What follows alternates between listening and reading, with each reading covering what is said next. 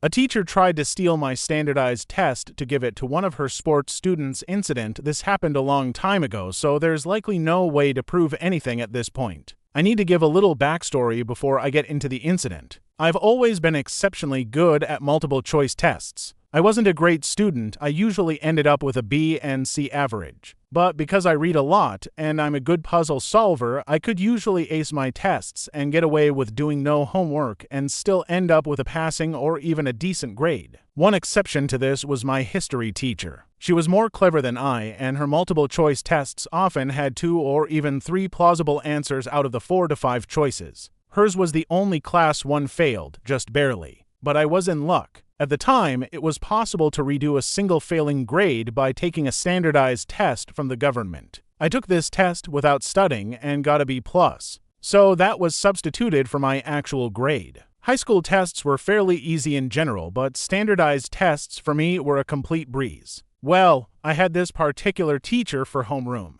Let's call her Miss Karen Van Biach. Miss Karen for short. She was the coach of the cheerleader squad. This becomes important later. One day, on the way to homeroom class, I sprained my ankle quite badly. I hobbled with one leg and the rails up the stairs to homeroom. I told Miss Karen that I needed a pass to the nurse because I had just badly sprained my ankle. Our school required a pass signed by a teacher to visit the nurse. I imagine things have probably changed by now. Let me know in the comments. I had experience with sprained ankles already. They were the bane of my existence, and I knew this was bad. She looked at me and said, "I don't give nurse passes or bathroom passes." This wasn't even a real class where I would miss a lecture. It was homeroom. I looked at her with my jaw open, but given how I knew she was a complete tool already, I didn't argue. Instead, I limped over to my desk and sat while the pain grew and my anger grew higher. When the bell rang, I had to climb yet another flight of stairs to my Latin teacher, who gave me a nurse pass immediately. The nurse took one look at my pants, didn't even ask me to pull up my jeans because she could see that my ankle was the size of a grapefruit. She gave me a crutch and sent me home immediately. I had to take the city bus. This was before cell phones, and we didn't have a car anyway and no money for a taxi or something.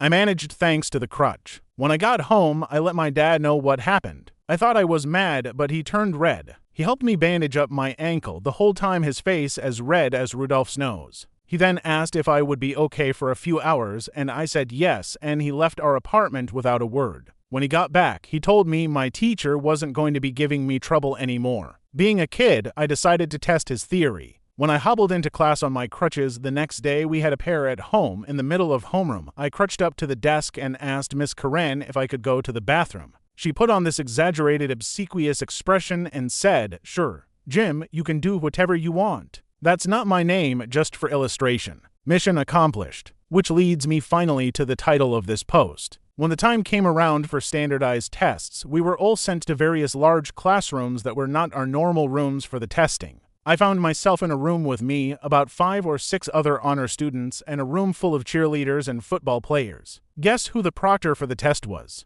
If guessed it was Miss Karen, you get a gold star. The only instruction she gives for the test is this. She tells us to fill out our names using a pencil, but not to press too hard so we didn't damage the test. She also told us not to bubble in our names. She would do that for us and said once we had done that she would start the timer and we could take the test. I looked down at my test. There was a section on the front page that said for administrator use only, but the part where we were to fill in our names was clearly written for the student to fill it in, and the instructions clearly said to do so. I smelled a rat, and I am perfectly capable of bubbling in my name, so I filled it out myself, ignoring her directive. She saw me doing this and said, "I told you not to do that." I pointed out that I was merely following the instructions on the test. She got a mean look on her face and said, "Fine. If you want to fail." Then she walked off. We got back the results. I knew I had aced it, and sure enough, I had missed a grand total of 2 questions and was somewhere in the 99th percentile. But I do wonder how many poor honor students found out that they were dumber than they thought, and how many cheerleaders found out they were geniuses.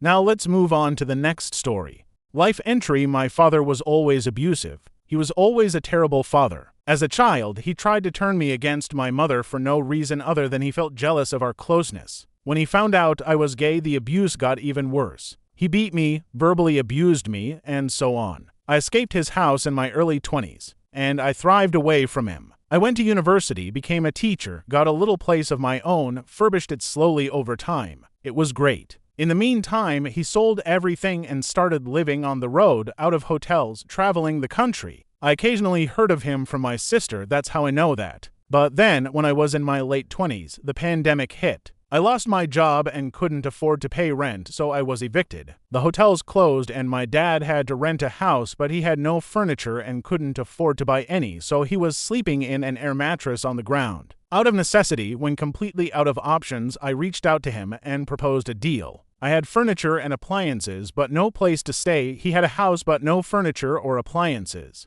We could combine our resources and help each other out. I wouldn't be a burden to him because the emergency financial aid I was receiving would help me cover my own expenses. Basically, I'd let him use my furniture and appliances, stove, fridge, a couple comfortable beds, and so on if he let me live with him rent-free. He agreed. During the pandemic, living with him was hell. He is an anti-vaxxer, Antician, stubborn old man who took no preventive measures against COVID, no masks, no social distancing, not even taking showers. Meanwhile, I was an asthmatic nervous wreck knowing I could die from his incompetence at any given time. He even threatened to willfully expose me to COVID just to prove a point. All the while, I was allowed 2 hours out of my room a day, mostly for cooking my food. I also wasn't allowed to use the apartment's only bathroom, and the reason he gave me was I don't want you to contaminate it with AIDS. I'm not HIV positive, I'm just gay. After the emergency financial aid ended, I started living out of gigs and applied for more stable aid, food stamps, and so on. My mother, who'd escaped his house with me and stayed by my side this whole time, also started looking for work, despite the fact that she's disabled and it's really difficult for her to work. But finding work was really hard in the small town we'd had to move to during the pandemic, for both of us. So we continued to live with Dad. Our living situation changed considerably over time. He picked a fight with our then landlord and we had to move to a different apartment, though I was still pooping in a bucket. But then I finally secured a stable source of income. It was minimum wage, but it was good enough.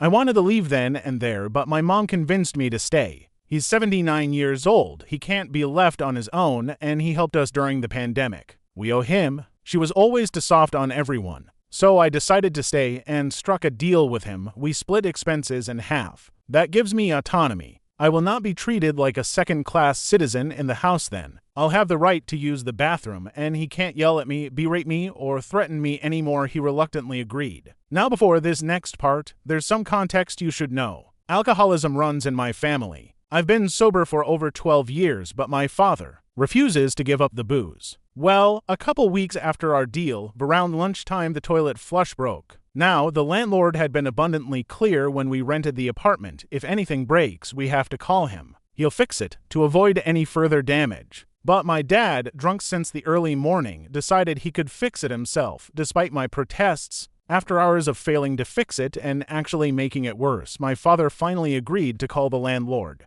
Once the landlord comes in with the trusted handyman, my dad, now angry and sloshed out of his mind, picks a fight with the handyman. I try to hold him back because I really don't want to lose this apartment, and he takes that as an affront. There, in front of everyone, my mom, the handyman, even the landlord, he tells me to get out of his house. Tells me he is tired of my disrespect and how I undermine his authority. He even tried to slap me. But I didn't beg. I didn't cower. I didn't do whatever it was that he was expecting. I told him I'll be out of your house by the end of the week, and immediately turned to the landlord and said, I can pay you amount a month. Do you have anything in this price range? And he, who was visibly uncomfortable to witness all this, told me yes. I hadn't even seen the place and told him I'll take it. Over the next couple days I started packing, at which point my dad realized that he'd fucked up as I started packing pots and pans and disassembling furniture. What are you doing? Packing my things. But I need that. That's not my problem. First he tried to change his tone, tell me he'd forgiven me and that I didn't have to leave, but I told him, oh, I'm leaving.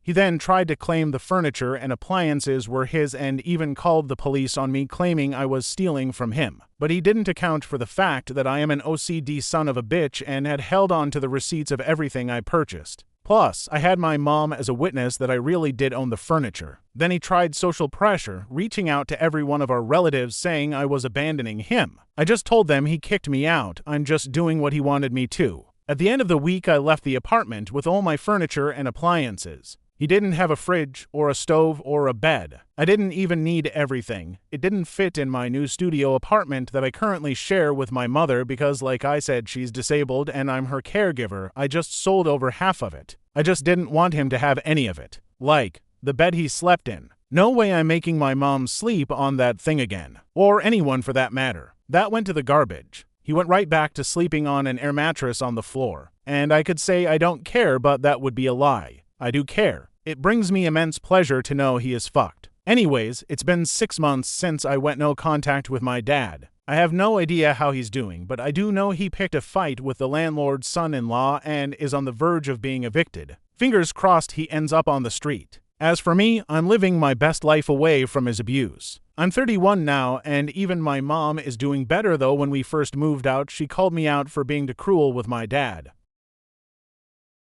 Thanks for watching. Like and comment on what you'd like to see in future videos. See you soon!